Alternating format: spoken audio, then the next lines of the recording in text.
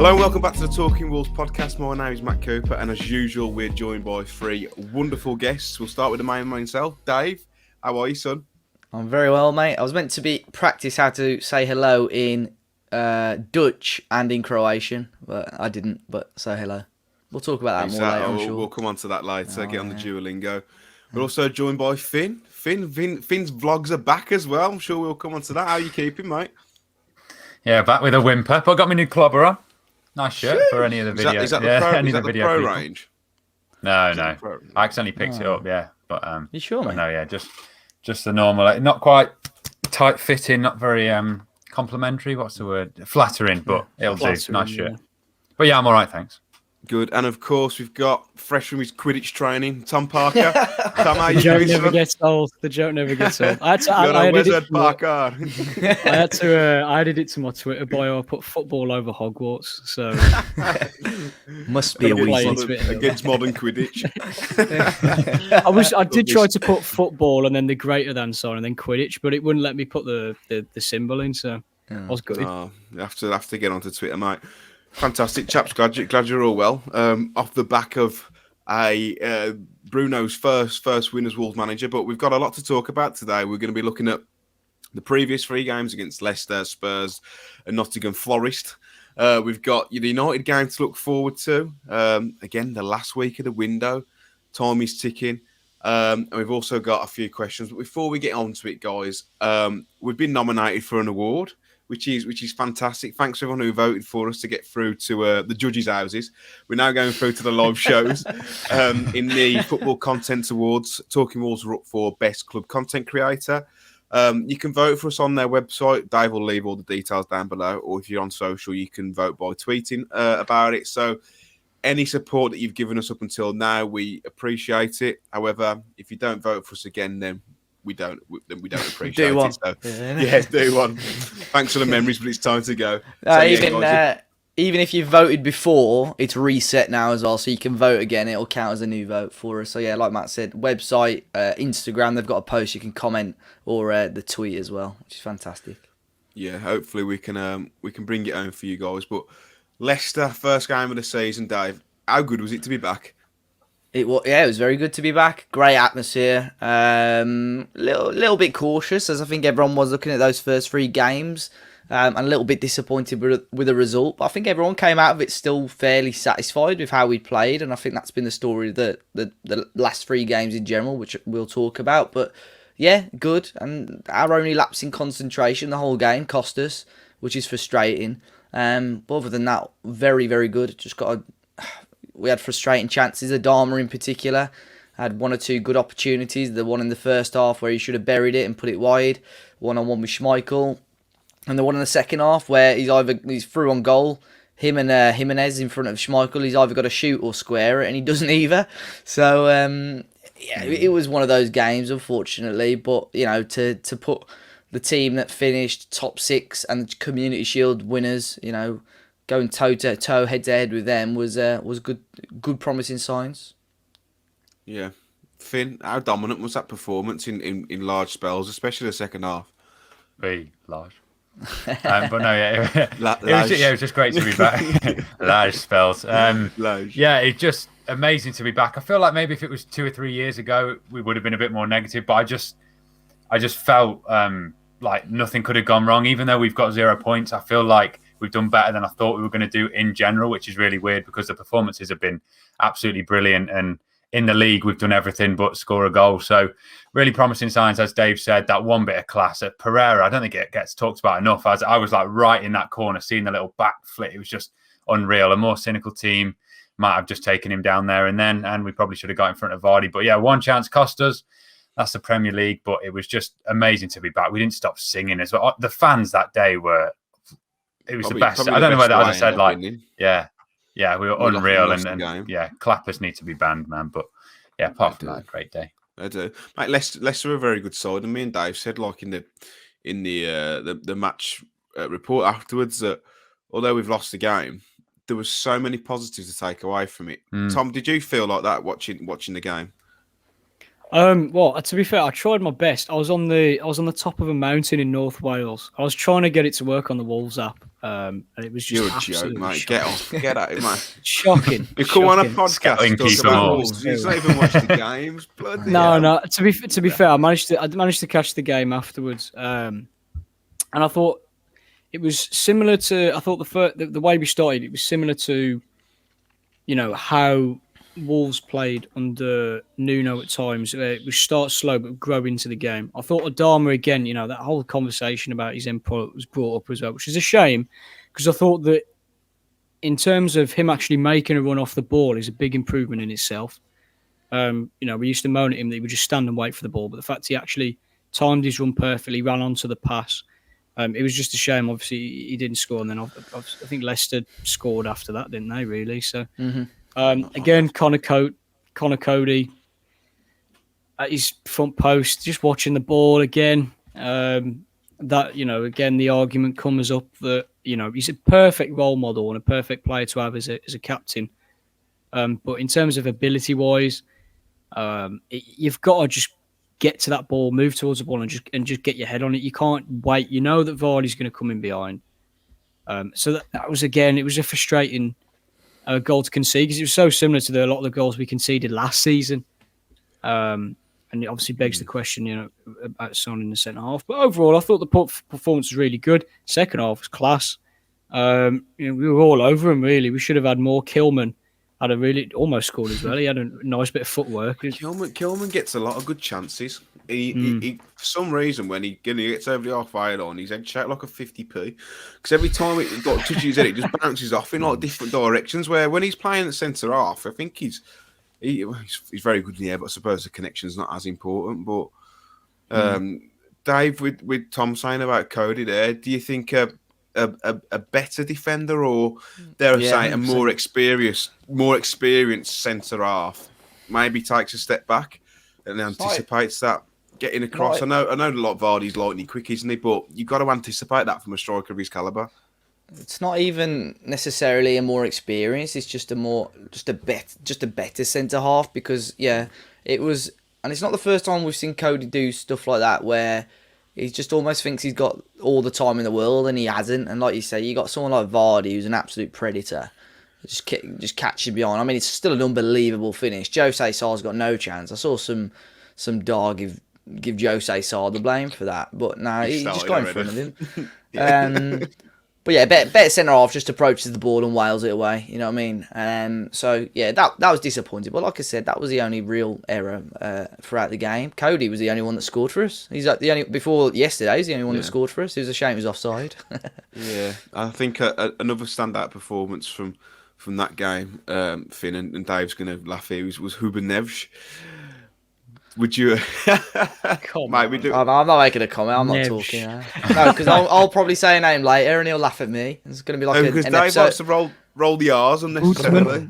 That's why, Tom. Thomas. On the last podcast, you brought up Rowdy Thomas, and we were all laughing. Rowdy Thomas, yeah. And then I didn't notice that. It's going to be like an episode of Rosetta Stone today, I think. We've got Dora the Explorer on the pod. Yeah. How good has he been since the start of the season? New lease of life, breath of fresh air, all of those. It does seem like he's playing a little bit further forward, but still keeping those, he's high in interceptions, tackles, all that sort of stuff. It's just all action, and I've sort of altered my thinking of what we need as a partner in midfield for him, because I thought you need that box to box, maybe someone to intercept and stuff like that, a destroyer, but never seems to be doing it as well, despite not looking to the eye to be that sort of player. You can't sell him, man. It still seems like it's sort of annoying because we'll come on to Man United, but the last game they were getting particularly frustrated with Fred and McTominay and Matic in that area. I hope they don't come in with a late bid. It looks like, I know we'll get onto it, but our stars are going to stay, and Neves, he's the key, I think, this season. Just any stat you look at, even to the eye, stats, everything, he's a level above Wolves. So another season of him, I think we really. I think I said on the last pod, if you combine under Nuno, offensively he was pretty much redundant, but defensively he was actually superb, especially in the last season and a half. So if you combine that with how Bruno Lage plays, we said we got the complete midfielder there, and he's pretty much been perfect. in the first two games. I was gutted he didn't play against Forest. To be fair, however, Moutinho played really well, but he's inspired off the fan base with that hairstyle as well. I've seen everyone with that trim that you got now, man. I've seen about 4 blokes with it last night. I've had this for like 2 or 3 months, so Never's watches talking walls. Clearly, I reckon Tom could rock it as well. If I can let this grow a bit, I could do it. We both got curtains. We'll some Venetians. Might give it a go. Venetians, yeah. He has been. We had been class. Yeah, he's been superb, mate. Me and Dave were on tatters, and bloody hell, that was an experience, wasn't it, Dave? I know. Yeah, that was a trip on its own, eh? Yeah. Yeah, it was. I think the general consensus was, and you've seen videos on Twitter, like the first away day in ages. Like it was. I think people couldn't handle the drink. It was quite funny, to be fair. Me and Dave obviously contributed. We just kept our heads down, didn't we? Yeah, we did. We just thought, bloody hell, these are gonna kill us here. But really good day out, and a lot of positives to take away from it. And Tom, I went into the Spurs game thinking we could do a job on these here, and we did everything but score, didn't we? Yeah, it's kind of the story of up until last night. Really, I think a lot of the fan base. I mean, I particularly was really confident. I genuinely thought we could win because I knew what Nuno was going to do, which was just sit back, soak up the pressure, and hit us on the break, which was always going to be the dangerous thing. I actually thought in that respect they probably had the upper hand because of the amount of pace and quality they have on the break with our high line. I thought could have been quite dangerous, but we rejected them. We sort of reduced them to a really limited amount of chances. I thought the penalty, I didn't think it was a penalty, to be honest, but you do see those given. I thought Semedo's possibly could have been given as well. Apart from that second half, they only had that chance where I think it was like Son they had like about 3 shots in like 10 seconds, and then there was a double save from Jose Sarr as well, who had a really good game as well, actually. It was a perfect performance, really. Everyone played well. Couldn't have any complaints with any of the performances. Maybe some of the centre-halves were a bit ropey. Max Kilman, again, saving other defenders' arses. But apart from that, midfield was perfect. Moutinho has been he's had a new lease of life, hasn't he? He's unbelievable. The first few games, he's been just incredible. Yeah, and Adama as well. Adama ran the show as well. Really good against Forest as well, Moutinho. But like I said, as expected. Dave, those 2 penalty incidents, what's your thoughts on them? Dele Alli one, it was right in front of me. I thought it was Stonewall when I saw it. And like Tom said, I could see why it was given. And I think, again, it's one of those where if the referee gives it, VAR is not going to overturn it. But it's similar to the Semedo one on replay. I don't have a clue how that's not being given. That is definitely more of a foul than the other one. I really don't understand why that didn't get closely looked at. And I think if they told the referee to look at the monitor there, he would have given it. If it was a red shirt, i.e. Liverpool, Manchester United, it would have 100%. Middlesbrough. No, it would have 100% been a penalty. 100% would have been a penalty. So yeah, like I said, Dele Alli one looks Stonewall, but I can understand why people are wound up about it. But it's just one of those, unfortunately. Yeah, and obviously Neves dispossessed. Was it at Skip he dispossessed? For the chance to when he put Adama through. Mate, I think so, yeah. That's Neves in a nutshell, isn't it? Interception and chance to look back. Just nick the ball and whipped a wicked ball ridiculous. In behind Davinson Sanchez, and I don't know if you were the same as me when I saw him go through a goal. I just went, yeah, what's coming here? Yeah. Like I just was not convinced he was going to put it in the back of the net, and he didn't. But you should have rounded him. I remember Finn years ago used to say, "Why don't you just run it in the net?" That was the perfect time, mate. That was. Because he listen one day really quickly, doesn't he? Like his feet are like very, very good. I remember just looking up at the top of the South Bank. Thought, "Fuck me, that's dirty." I just looked at it. I couldn't believe it. I didn't want to look at the pitch. I was wound up, mate. I did the same at Leicester. I just remember doing that for ages. And I've seen it on Finn's video. Everyone doing the same. It's like almost like Robert Green. When Robert Green conceded that goal against USA, he just didn't fucking stand up, did he? After that, I was like, Rob, we got the rest of the game to play, son. Yeah, I cut out of my video, but I was going like, "Oh, please leave him alone, everyone, leave him," because he just gets. It's like the vile abuse for about 10 seconds of, I was going, "Oh, my God," and everything. Come on, Adama, come on, mate. It is bad. But like you just know he's going through, and I'm like, it's like that video, that guy filming with the 4K with the tear coming down his arm. Like, I know it's not going in. I know it's not going to go in.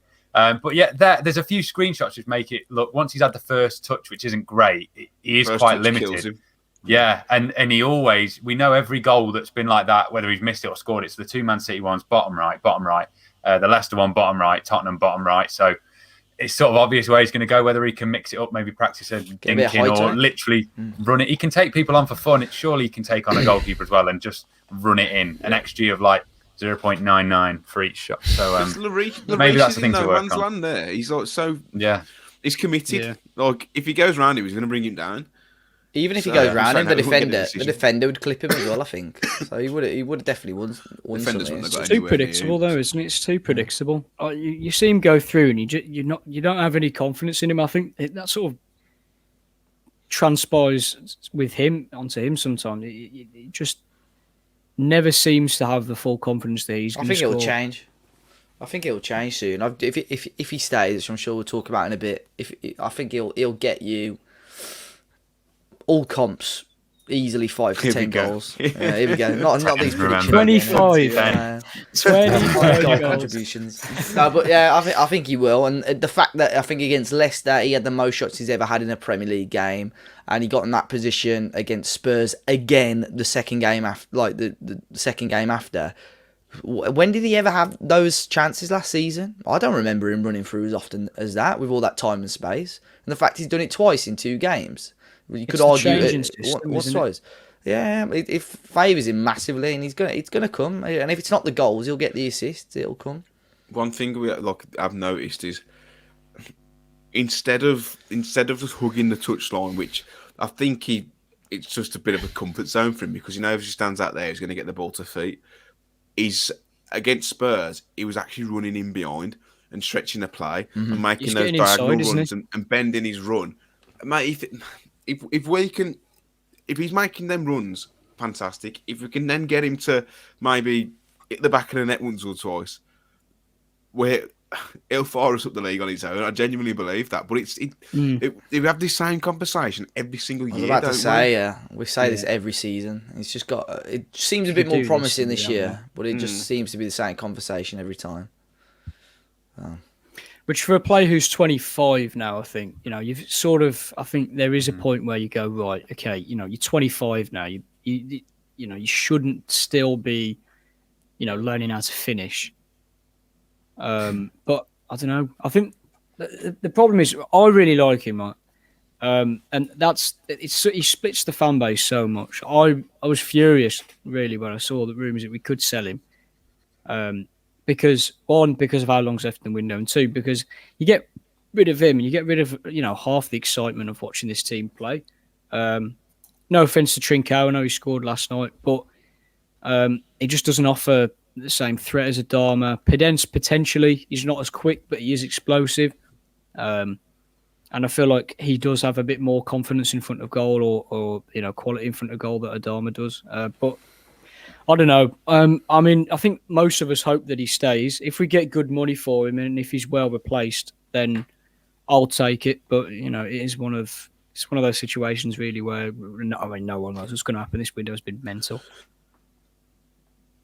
Yeah, I'm hoping when the next time we come on the podcast, we're extremely happy that we've signed 2 or 3 good players and we've kept hold of Adama and Neves, but. It's going to be an interesting week for sure. Dave, just on that Spurs game, any standout performers for you? I thought Kilman had a very good game. He saved Cody's bacon quite a few times, but then also Jose Sarno gave away the penalty, but it just for me seems an upgrade on Patricio. Yeah, I think I would say it's a little bit early to completely say it's an upgrade, but in terms of the saves he made against Spurs, his distribution seems decent as well. Kilman, has been fantastic last couple of games, and I'll hold my hands up because I sort of wrote him off definitely last year, saying that I wasn't too bothered if he got moved on. So I think I can't remember how long's left on his contract. I don't think he's got too long left, maybe a couple of years. So he'd probably get a contract. I even saw another article linking in with England because Southgate's been in the last couple of games as well. Who knows? I think, like we all know, probably have to play a back four before Southgate starts considering him as well. But yeah, I think the big tackle that he put on Son was interesting because I rewatched that highlight and he runs across and completely leaves his man. So it's such a big committed challenge. It was similar to, remember Braga, when I think Bennett lost the ball and Bolly left his man, tried to run across and block it, and in the end the ball come across and the guy had acres of space. It was the exact same situation as that, but he won the tackle and it was huge. Adama, like you say, the thing with Adama on Sunday was that he, for the first half an hour, he was phenomenal. And the last sort of 20 minutes he was good, but in between he was almost anonymous in my opinion. It might sound harsh, but he very rarely got involved. He did switch wings a couple of times. I would have just pinned him on Tanganga all game because he was on a booking. I know they switched wings at some point and we had Trincao on that side as well. But yeah, and Neves as well was phenomenal. I know you shouted out Moutinho earlier. I don't know how he did it, but FIFA fans will know the bridge where you like touch the ball past the player and run past him. Somehow Moutinho pulled that off on Oliver Skip. That was phenomenal. But yeah, mate, I got positives at every player. Honestly, they all played really, really well on Sunday. It was just a shame we couldn't get the result. Yeah, and I think looking at the other 14 on Twitter, which is like a stats breakdown of... Yeah, we just boss every single one of them. Yeah, like most pressures applied in week 2. Well, Moutinho was top for Wolves with 23, which is unbelievable, really, considering how old he is. And, of course, again, touches in the opposition's penalty area, 40 for Wolves. I reckon it took us probably 4 or 5 games to try and accumulate that. In previous years. It means nothing until you score, does it? But what I was going to say was that a lot of players last season got a lot of stick, and I think there was players such as Moutinho, such as Podence, such as Dendoncker, such as a couple of the defenders that fans would have been happy to sell because of how they played under Nuno. But now under Bruno, it's just completely different. You see the players they're expressing themselves a lot more, playing with a lot more swagger, playing in this attacking system, and it's suiting so many more of our players. So it's good, like I say with Podence, once he has a run in the team, it'll be really intriguing to see how he gets on. But it looks like the system at the moment is flattering everybody. There's not really been a massive disappointment so far with any player. No, and Ruben Neves on the most accurate long passes in week 2, 16, 6 more than anyone else. Fella's a joke. Need to keep hold of him. I think it was Statman Dave or someone put out a tweet about his stats against Spurs, and it's just he's so good at everything. He's a cheat code. And that's the thing. Like we said, down. We said this for a couple of seasons. Bloody FIFA references, man. So against Leicester, 17 shots. Against Spurs, 25 shots. You just Nottingham Forest haven't got a point on the board all season. You just knew we were in for a 1-0 shithousing, weren't we? They were going to beat us. But Finn, how wrong were we, son? How wrong were we? Did you go to the game, Finn? No. Honestly, I thought there'd be some sort of stream. It angered me so much that I was having nothing. How because someone put on, didn't they? They managed to find Cape Verde versus Angola's basketball game or something on his goal, but they couldn't find the Carabao Cup. It was mad. But just on that point you were saying, Matt, as well about shots, I looked at it because there was that big thing going around about Wolves had the second most shots after Liverpool in the first 2 games, and I went proper stats nerd and went into what our XG per shot would have been compared. And I looked and we were only at about 0.05 per shot, whereas Liverpool's was, I think, 0.12. So we weren't... I was looking... There was a lot of shots outside the box, stuff like that. So whether it was glossing over that we weren't because there hasn't been many where you're like, God, he's got to score there, apart from Adama's, and not really anymore. Saying that though, Finn, you look at Adama's and the one against Spurs, I think he hit the ball from outside the area. That'll XG, I'll look at that and it'll just be like, well, that's a shot from outside the area. It won't take into consideration that he's through on goal. So we're considering that though, it makes it even more commendable, really. But Nottingham Forest. Yeah, but no, we'll go to Dave, because I went to the game with Dave because we're proper fans, unlike you. Fuck off. Chomp. I had my jab. I wasn't feeling great. I'm tired now. Bless you, mate. I do feel sorry for you two having to listen to Andy Thompson and Mikey Burrows on the comms. No, I did not pay I didn't pay for it. Principle. Out of principle, I was like, I'm not £2.50. You can go do one for audio. You're watching the Sky. I searched for the first half for a stream. Ridiculous. Yeah. But then when it got to second half, it's like, I'm not paying £2.50 for one half because I spent the first half trying to find a stream. And well, I saw people criticising Wolves for that though. It's just not Wolves' fault. It's the EFL, absolute clowns, mate. They sold it last year, though, isn't it? They sold it last year for a £5, didn't they? Yeah. Stoke game, yeah. It's already a terrible competition, right? Why not make it more accessible? Why don't we get less eyes on it? Yeah. Yeah, let's just make it even worse. Let's make it even more tin pot. Come on, man. Me and Dave had a great time. I bought a Monster Energy fantastic. Still want to win it though. Enjoyed yourself. Still want to win.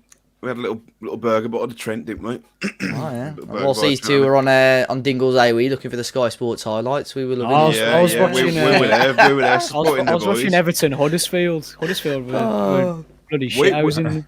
Dave and I were in the thick of it. We were surrounded by players, his relatives, and next to John Ruddy's missus, Gibbs' dad and missus. Gibbs White's girlfriend was there as well, wasn't she? We were there. Litty Britty. Litty Britty. Yeah, we saw her as well. It's Christ. I clocked it with Ruddy's missus straight away. I'm so glad because, I mean, to be fair, he didn't have anything to do, but. Yeah, it was it wouldn't have been great if people started calling him bold if he conceded. Do you know what I mean? He's so bold. That's why you bold tax. He's bold as anything. Respect the bolds. Dave, were you shocked at the team that he put out? Little Dan coming back in. Yes and no. Yes, in the fact that well, I say at the weekend I thought it was going to be fairly strong just because we ain't got no 23s to bring into the team. Unless he's going ultra weak, there was no way he was going to completely rotate it because the under 23s anyway is very weak. And then on Monday when the under 23s team come out, there was only 3 or 4 main players missing. I think it was Samuels, Christian Marquez, Chem Campbell and Kundal. And then found out Monday and Austin Samuels was off to Aberdeen. So there's only going to be 3 23s players anyway. And then I found out on Tuesday, like lunchtime, that only one of them was in the squad. So then I knew, right, it's going to be a decent side. So it was still rotated. For us, that was, I wouldn't say quite second string, but the front 3 was, second choice. And, it was great. First half, pretty slow. I say slow, still absolutely bossed them. Had a good chance and... I remember I kept saying every set piece, right, 1-0 Lewis Graben, and he come close to scoring for Forest. But other than that, second half, it was unbelievable. Like I said, the football we were playing was fantastic. And I know I said to you after the game, it's like watching a big team. I know that sounds stupid, but I remember, when we beat Liverpool in the FA Cup a few years ago, when we were in the Championship under Lambert. I remember watching them. And we were like defending a 2-0 lead, and the way they were passing the ball on the edge of the area, just very quick, small passes. Yeah. It was exactly the same as how we were playing yesterday. And if we can replicate that in the Premier League with our first choice players, because obviously it sounds bad for me to call them second choice because they're still all good enough to be in the first team. We're going to score some goals this year, hopefully. But yeah, Bruno didn't seem phased. His positivity pre and post matches like fucking unbelievable to hear. So big win. I'm happy for obviously all players involved. Yeah, he speaks so well, doesn't he? And his interviews, I look forward to every single one of his interviews. He's always fills you with confidence compared to Nuno. Yeah. Fucking hell. Especially last season. Just the way he talks. Even he said like after the game, like every competition's massive for us. I think he said another great quote which I really liked, which was we mustn't confuse moving the ball patiently with slowly or something. So something along those lines. I thought it was a really decent little dig at last season. It probably wasn't it wasn't intentional, but I thought that the change in mentality is just unbelievable, and it's such a simple thing. Like all he's done is put belief into the players that they can go out and play this style of football, and we've seen the effect straight away, getting the most out of our attacking players, which we've said for 2 seasons now. Some of the attacking options we've got, this is why we're crying out for a 4 at the back under Nuno. With the attacking options we've got, we could seriously beat most of the teams in this division, because we've got some of the best forward options in the league. You put them in a system like this, get them clicking. This is what should happen. Yeah, definitely. And it was nice to see us actually playing vertically instead of horizontally, because for a couple of years we've been used to pass it around the back. We'll go sideways. But we're actually playing through the thirds, and even detail the centre halves are probably 5 or 10 yards further up the pitch, which then pushes everyone else up. And Dave, even the short corner routines, I'll ask Dave thing because they probably weren't on the highlights, but the short corner routines, mate, Forest were they didn't have a clue, did they? All over the place, weren't they? It was literally short corner, 4 passes, and we were through. We saw it. You sort of saw it on the Sace goal, but the amount of routines that we pulled off was phenomenal, and it wasn't just remember that under Kenny Jackett, right? We'll whip it in low. Dave Edwards, you dummy it, and Sacco can whack it one. It was 3 or 4 passes. They've rehearsed this, you know what I mean? And it had Forest, all over the place. We could have so easily scored 3 or 4 goals from set pieces alone yesterday. And I think in the Premier League, they'll pay off. So yeah, it's everything, just the details that have been put into this system. And like you said, it's the defenders are 20 yards up the pitch, and that means your attackers are 20 yards up the pitch, and then you've got players like Adama then that haven't, as stupid as it sounds, haven't got as much to run up the pitch. And he's got his energy reserved then, hasn't he, for longer in the game. But yeah, it's just if we can play on Sunday against United how we've been playing, and United under Ollie tended to be a counter-attacking team, so we could have a shitload of the ball again. So it'll be really interesting to see how we play, and if we can boss United again, regardless of the result, it'll be phenomenal. Yeah, I mean, I'm just glad we got the win last night. It'd be nice to win. I mean, if we'd have gone into that, maybe 3 or 4, because lost to Celta Vigo as well, 4 defeats on the bounce. It doesn't look great, does it? But you look at the bigger picture, we've been playing fantastically well. And big mention to Aït-Nouri and Silva last night. Didn't get a goal, but Silva was unbelievable. His movement, his movement was partly one of the reasons why we played so early. He was just dragging the centre half out, and he's bulked up, and their centre half was a big bastard. He was roughing him up, and that's what we want to see. But we'll move on from Forest, chaps, because conscious of the time, we've waxed lyrical for 33 minutes. We've not even looked forward to the United game. So, Finn, Manchester United are in town on Sunday. It's a bank holiday Sunday, 4:30 kick-off. Everyone will be tanked up in town. How do you reckon we're going to do? I'm not here. I'm just going to drop this name. I'm with Robbie Lyle with Arsenal Fan TV on his YouTube channel. On the just pick that name back up. Yeah, that's it. Cheers. It's fallen down onto me, that one, on the video. I'm with Uncle Robbie. So if anyone wants to watch along, it'll be on his channel. But Finn, United. We've got the Wolves. Fan. Yeah, well, I'll be there. So we'll be 3-3 then, Matt, for being plastics. You've missed one, I've missed one. But no, I am worried, as you say, about them they thrive under a counter-attack as well, don't they? I don't rate Ollie as a manager whatsoever. So I'm worried that we're going to play into his hands and go on, just do what you've done to save your arse a lot of the time. But there hasn't really, like Spurs, you'd say, if they were playing Nuno ball, we didn't give them that many chances to counter. A lot of the interceptions on the halfway line were brilliant, where you could counter-press. And one thing I did want to mention as well, just in case it comes off and I look like a genius, I noticed that Wolves, for the first time since Arsenal away, the first season we were promoted, we put Adama, as you're talking about set pieces, on the halfway line when we were defending corners. And I don't know why we haven't done it for years, but if a goal comes like that soon, it's got why haven't we been doing it? Why is he on the front post? We put him on the halfway line. It leaves, you've got to take 2 back at least, 1 ball up, and we're in for him to miss again. So But no, hopefully that'll work soon. Did you see? Sorry to go back to the Spurs game. Did you see? We were about 10 minutes ago when 1-0 up. They put every single player up for the corner. Boss Jose saw every single player went up for the corner, and there was no one back. That was about 5-10 minutes to go. I saw it and I thought, right, there was 2 players back. And Bruno was like, "No, get in the box." Every single player went in the box for the corner. I was like, "I don't. You got it. What's the point? Like, if you're going to lose a game, might as well lose it 3-1 and 2-1." Well, the thing is, exactly. And I thought, would Nuno ever do that? No. And he always had everyone back on corners as well, defensively. So if we start leaving players back up, you're right, Finn. Like, you know what I mean? So there'll be a goal from that at some point. But yeah. Tom, would you make any changes from the Spurs game? You know what? I've actually been quite, and I've said he was shit. Keanu Hoover's actually been all right as well. He was good against Forest. I've seen some people on Twitter say I'd rather him than Semedo, but would you stay unchanged, Tom? I suppose everyone really much choice. Yeah, no, I'd stay unchanged unless we, God gives us a gift and we actually sign some, players before the end of the window. I don't see any reason why to change it.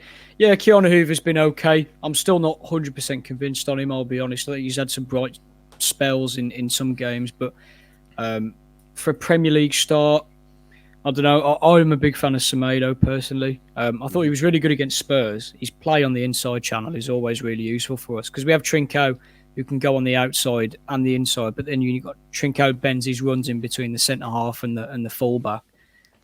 He got in so many times in the second half against Spurs, where at least 3 or 4 times where they just couldn't handle him.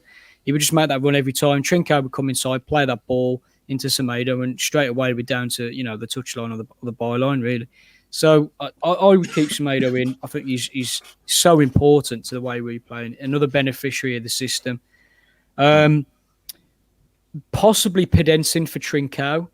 I think Pedence will be one of the biggest beneficiaries of Lage's system. I think we saw that against Nottingham Forest. I'll just screw my face up there, He's doing. He's very serious. No, I think that Pedence, for me, has shown that he's a quality player on his day. And in this system, we saw him against Forest. He was unbelievable. He had about 5 or 6 shots just by himself. And obviously got the goal as well and played really well all round. Whether he does start due to the injury, he's just come back from injury. So, not like last season where we forced players back to play straight away and they got even, their injuries were exacerbated because of it. I think he probably will rest him, but I'd like to see him play against United. I think it would push Adama back to the right-hand side. I think him and Semedo were good last season. And I think Pedence and Marçal would be a very decent left-hand side, to be fair. Good balance. So, yeah, that's probably the only change I'd make is Pedence in. But apart from that, don't see any reason why to change it. Dave, score prediction. I was going to say about Pedence. 2-1 No. Always I was going to say about Pedence. I think I like Adama on the left anyway, cutting in on his right foot. Pedence, he was all right at Forest, but I probably wouldn't start him just yet. It wouldn't surprise me though, to be fair. But I think it's a bit too early. But it wouldn't surprise me to see Bolly on the bench as well. I think Sunday we could have a really strong bench. More or less, Kundal being the only 23s on there. But score prediction 1-1. I'm going with 1-1. Finn?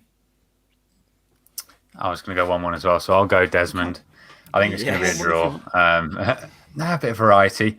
I wouldn't mind Pedence as well, as we were saying. Traore, in theory, on the left works, but I felt like a lot of the time they were showing him onto his left foot. So if you can mix it up, Pedence obviously better on the left normally, or in the 10. He loves it though, doesn't he, Adama? When he gets himself a yard, he's like, right, I've got to shoot now, rather than just. But he's starting to learn how he can lay so off. So unnatural, isn't it, when he has a shot? It's like wails it, doesn't he?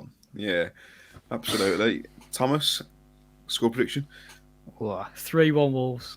Bloody hell. 2 for Jimenez. He'll open his account. And Jeez. I think that, who else? Dendonka's going to get his first. It's going to be a 25-yard rifle. 25-yard rifle. He's going to 30 goals this season. He'll do a step over. He'll do a step over past Fred and bang it from 20 yards, I reckon. So, well, hopefully we get someone fairly poor in the Carabao Cup. So Dendonka can stat pad some goals for your agenda.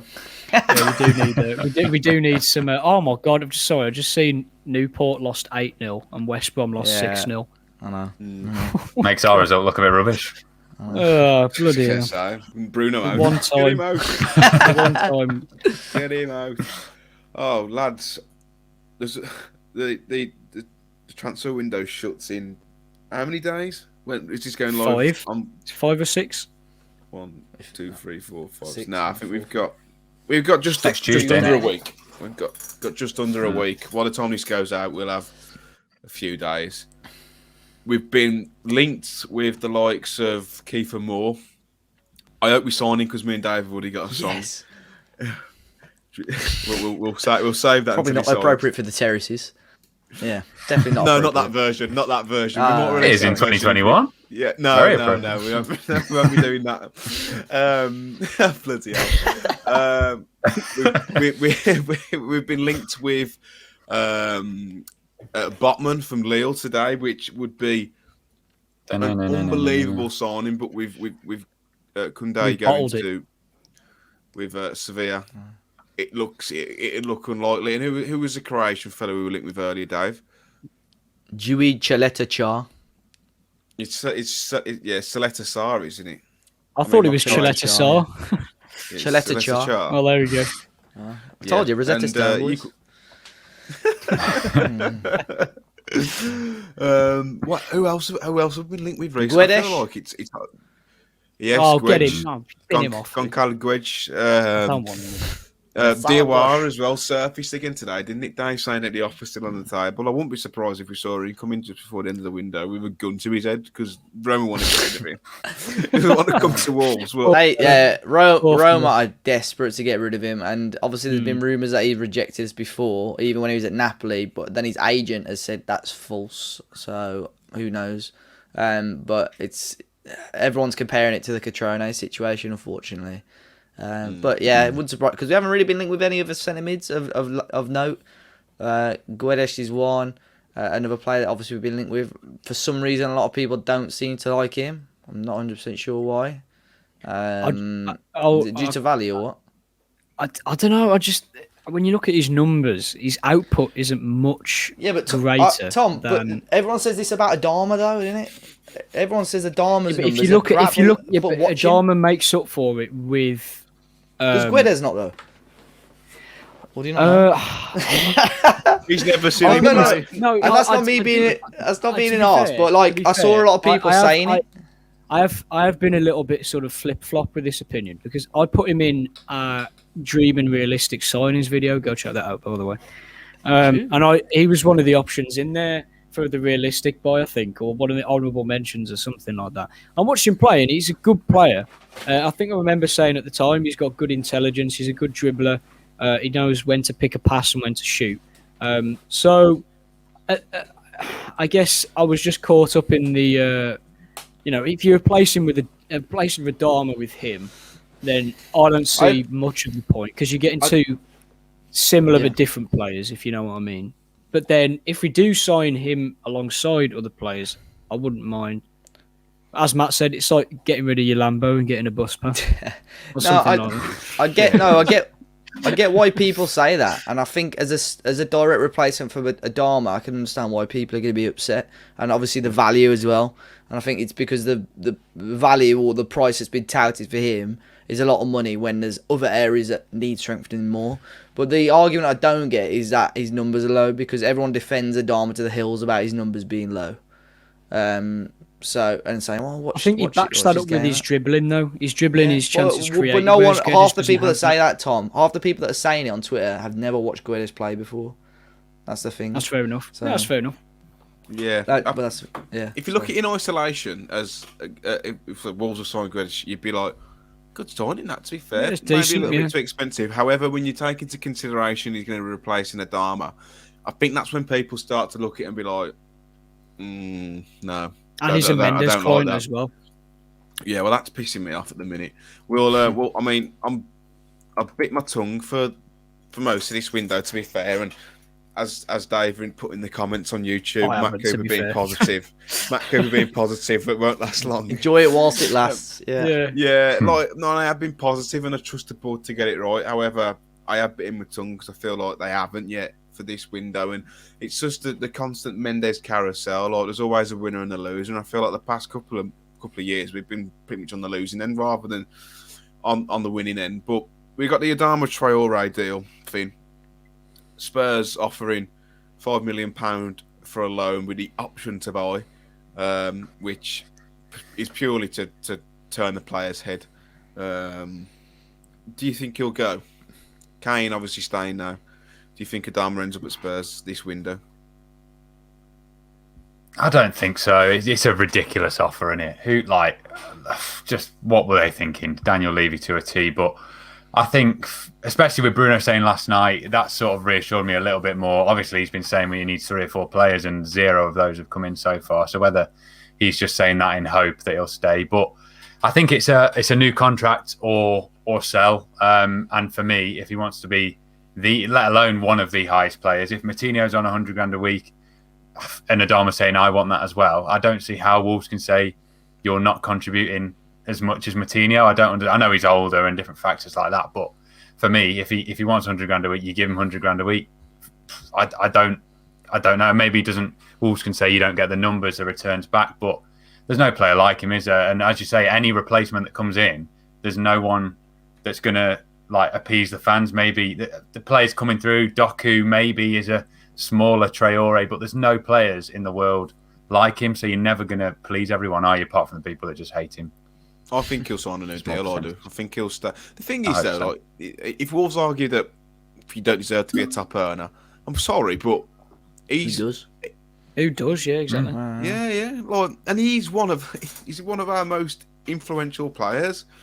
And you got Moutinho, and all right, he has improved the past few games, and 100 grand a week. Like last season was still living for the last like two or 3 months.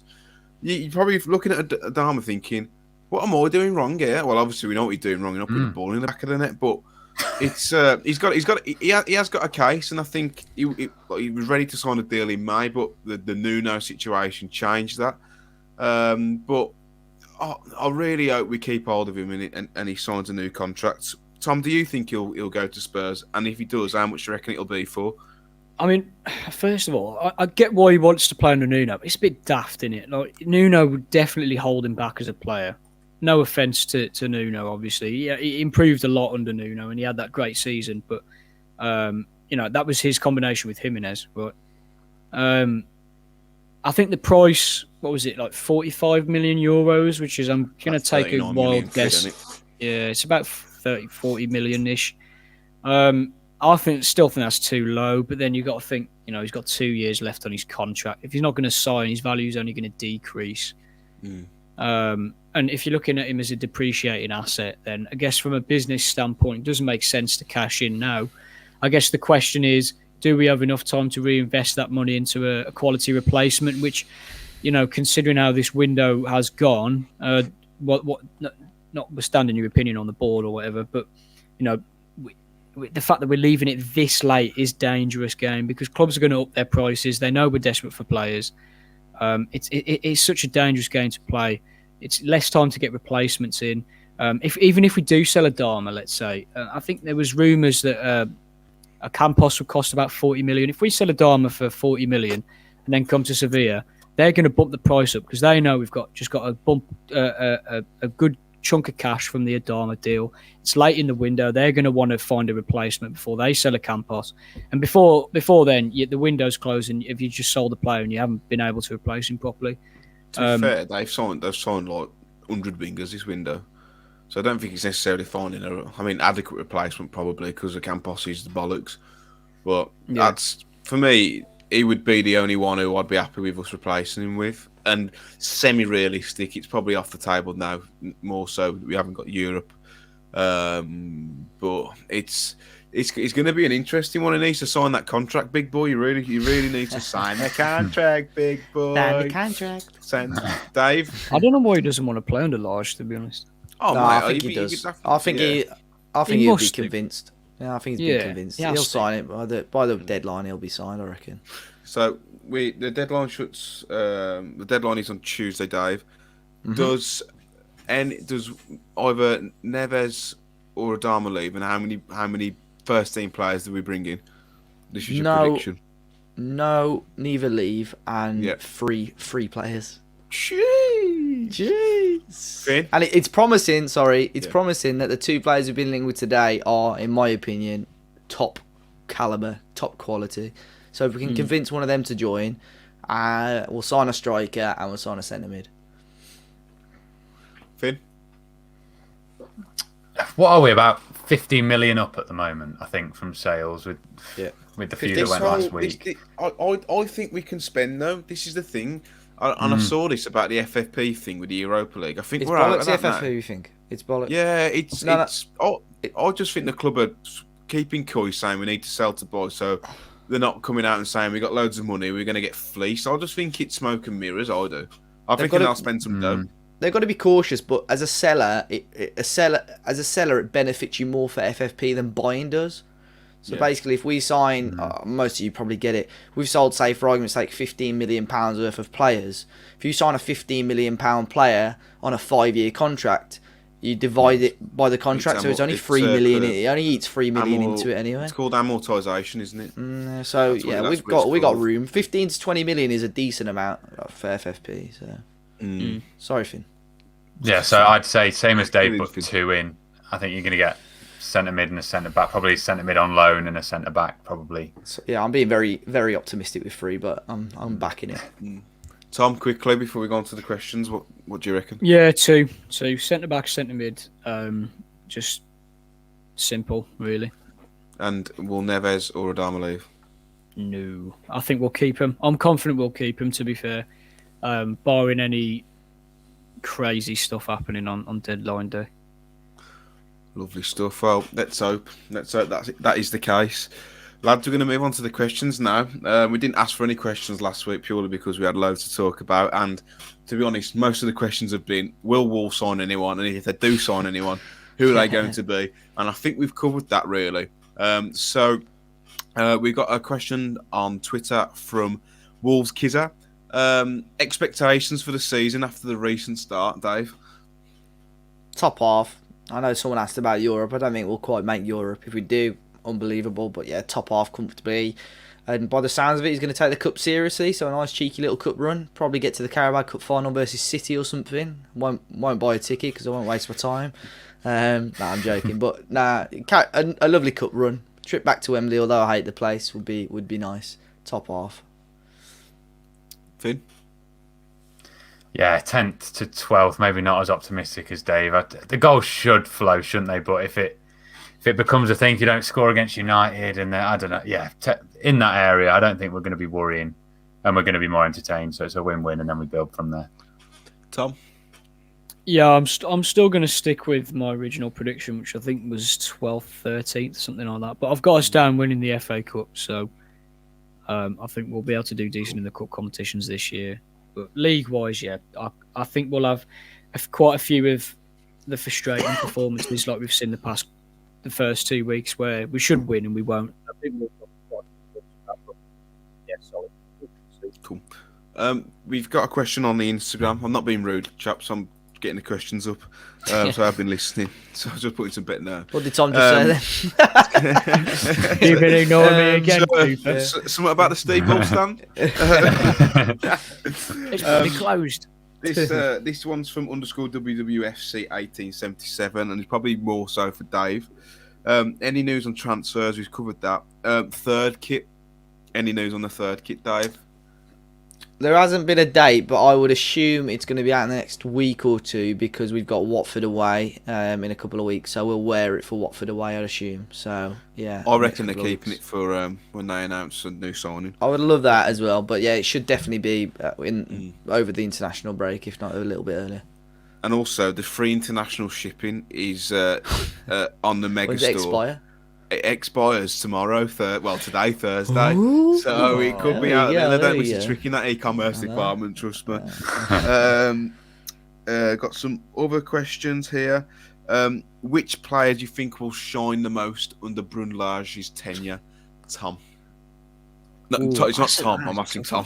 Get your kit on, son. Get your kit off, son.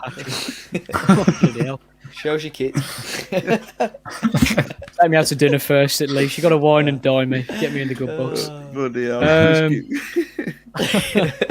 I've lost my trail of thought now. I'm all flustered. He's flat. Yeah. it's going to be a bit boring, but Neves, if he stays, he's just going to, he'll play of the season, PFA Player of the Year. Neves will benefit the most. Finn, who do you think is going to be the shining star under Bruno? The one that I thought from the start of the season still hasn't had a kick in the league, Aït-Nouri. I really thought maybe we'll see him in these Brentford-Watford games. And I've still got some hope there because he's just, as a wing-back in that system, just unreal. So hopefully him, but more realistic. I would lean towards Neves. Kilman, it's a bit boring to say a centre-back's going to shine, especially when we're playing so attacking. So let's say Adama. I've said he's going to get 10, so let's hope he shines enough for that. Dave? Biggest shining star under Bruno ball. You're right. Yeah, I'm trying to think. Sorry. He's keeping a shit there. What's going on there? Neves or Adama, I think. Just based on early performances, the fact that Adama's having the amount of efforts and getting involved way more than he ever was last season bodes well for me. And Neves just looks so comfortable at the minute. And I think regardless, if we sign a new centre mid, he's going to keep his place. And if we sign a new winger, Adama will keep his place. So. We've had loads of questions on centre halves, and in a lot around Kilman and Cody. We'll start with Kilman first. Jacob Harper on Instagram. Kilman is our best centre half by far. Do you agree, Tom? Good shout. Yeah. Yeah. Easily. On performance. Yeah, of course. Of course. on performances, I think Bolly has kind of been hit and miss since his injuries. Saiss, actually, I think, has been hit and miss, but he can have the odd 10 out of 10 performance. Like he is solid at times. Cody, don't need to speak about him really. Kilman, I think Kilman, yeah. I don't see why not. He's outperforming all of our other centre halves at the moment. So yeah, good shout. Finn, Kilman, our best centre half. On form, I remember last season around this time me saying he's going to get called up for England, so I've got to try and back it. But left-footed centre half, I like him. I do like him, and certainly of the three so far. But Mosquera looked really promising. It is promising to see how many young centre halves we've got coming through. And if Kilman was Portuguese or whatever, we'd bought him from somewhere that's not Maidenhead or Maiden, wherever it was. It was one of the two. I can't remember. But yeah, I think that harms his overall thing that he's come through like that. But yeah, the performances have been unbelievable. So for now, I'm happy to go with that. Dave, quickly, Kilman best centre half, yes or no? Not by far. Like Finn said, on form he is, but I ain't going to say he's the best centre half. Definitely. I think it's easy to drink from the Kool-Aid, then he's had 2 good performances, and all of a sudden he's like getting England calls up. Whoever suggests that's a muppet. Mark Sidaway. What do you think should happen to Cody if we move to a back 4, Dave? I reckon push him into midfield. Oh yeah. Oh, don't stop. Well, that's the big dilemma, isn't it? If you wanna, Lage is on about progressing as a club, improving as a club, and you've got to make big decisions like that, really. And if one of those big decisions is unfortunately to, drop Cody, then as a professional, I think he'd understand it. But it's one of them. It's difficult, isn't it? It's I think we know. I know we've slated him a little, not slated him, but made little comments about him today. I think for what it's worth, he's been okay. He was all right last night against Forest. Found his level, obviously. I'm joking. David. Dave. I'm joking. You just scrape. What a plastic. But yeah, against Spurs, he got caught out a couple of times. But like I said, if you want to progress as a club, unfortunately, he does have to put him up to us next to Neves in the midfield. I think that's what we've got to do. Yeah, I know. The buy-sell swap keep, wherever it was. And he can do the John. He can do the John Ruddy on the bench. Two leaders on the bench and pat everyone down when they come in to the dressing room. And this final question is from Price_Henry. Finn, best and worst trims at Wolves. trims of haircuts for the older generation? Worst Matt Cooper, Tom Parker. I'm not really on board with the current Neves one. I prefer Porto Looks Neves, like Pirlo, where he lad. looked proper sharp. Yeah, I suppose that's what he's going for, isn't it? Trinkhouse is ambitious. I wish I could pull that off. Worst, John Ruddy, yeah, got none. yeah, Ruddy. Podence is sometimes his fade is questionable, but he looked pretty sharp last night. His barber listens to this. It doesn't really. It's not you, Sorry, it's barber, Jamie. is it? I thought you just had like a grade 2 all over. That's good. Oh, There was one I remember in lockdown. I think his no, it was his girlfriend did it. That's why Podence was awful, wasn't it? Because it was like just like dumph there. God, Any of I'd the have sacked her off. audio listeners, that was it. Hair like that. Tom, who do you reckon's got the best hair at Wolves? Me. Brilliant. Don't be coming again. No, I don't know. It's a difficult question. There's so many trims available. Adama. I like Adama's. When he gets them braids, you know it's serious Adama time. When he gets it braided in the extensions. Was it Bournemouth away when he first donned the braids? And we were like, "Who's this bloke here?" Predator, completely different. And I must say, talking about aesthetics, his teeth are unbelievable now, aren't they? I told you he had veneers, and I. Yeah. Oh, veneers, mate. It's 15 grand on veneers. Yeah, that's he looks fantastic. Maybe that's why he wants the highest wage. Yeah, he's got to pay for his dental. For what it's worth, I know you said earlier his about Matinho on 100 grand. No player at Wolves is on 100 grand at the moment. By the way, it's much lower. Ooh. That's a party bomb. That's an exclusive for you. Wow. How'd you know? Exclusive. Oh, that's 3-1 now, and against a Fancast. Maybe with add-ons, like hell. appearance fees and all that, it might be close, but Matinho isn't on 100 grand a week, and neither was Patricio. Who is the highest earner? Patricio was high, wasn't he? So you've got rid of that. Yeah. To like. I'd assume Matinho and Patricio would have been on similar, but they weren't on 100 grand a week. They must have been the highest earners, though, sure. But your dad will tell me that he's been on sportsrack.com and he can see Fabio Silva's on 80 grand a week or whatever. That made no sense to me. I remember checking one of those. Connor Cody's on 12 grand a websites. week. Yeah, apparently. One of those wage he's on Fabio Silva's on like 65, 70k. I was like, no chance we're paying him that I much think money. Catroni's on like 70 grand a week as well. I think he's on about 65, you know. He's on about 65 Catroni? grand a week. Oh, I swear. He couldn't have cows ass with a banjo. Why was he on 65 grand a week? I'm sure he's on about 60 Why grand does he a look week. so miserable? Yeah. I was going to say, imagine all the pizza and pasta you could afford with that. That's why we've probably we're paying half his wage at most of the clubs, is that? No wonder no one wants to buy him. It might not be. I'm sure someone said to me before, it's 65 grand a week. That's mental. That is mental. Well, if you think at the time, he was like one of the hottest prospects, wasn't he? In Europe, and I think a lot of people expected him to be a strong first teamer, and obviously it wasn't the case. No, that's still annoyed that didn't work out. Still annoyed at that. Couldn't care less. He's Polish. Lads, I think we're done. I think we're done just over the hour mark. Before we go, we'll go through the Football Content Award nominations. Talking Wolves Best Club Content Creator. Don't forget to vote for us. It means the world. It really does. Hopefully we can bring it home. Thomas, where can people find you? Should they wish? I'm actually meeting up with Tom Friday, aren't we? Yeah. Little. We'll meet up. Manchester. Yeah, I'll do some some serious harm, you big stiff idiot. We're gonna meet. I'm going up to Manchester, so I'm gonna pop into Tom's flat and say hello and get him some. Use the bench press if you want. I'll bench press you, fella. You probably could, to be fair. I don't weigh a lot. Same, mate. Same. Where can people find you, mate?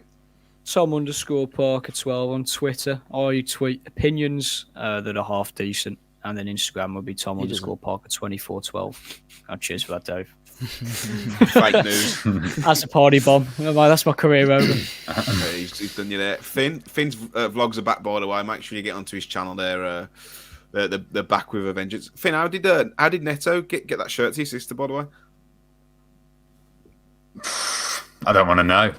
It was a late birthday present. No, I don't know. It was a late birthday present, but he was when it was meant to come, he'd gone back like in May, April time. He'd gone back to Portugal because of his injury. He hadn't stayed.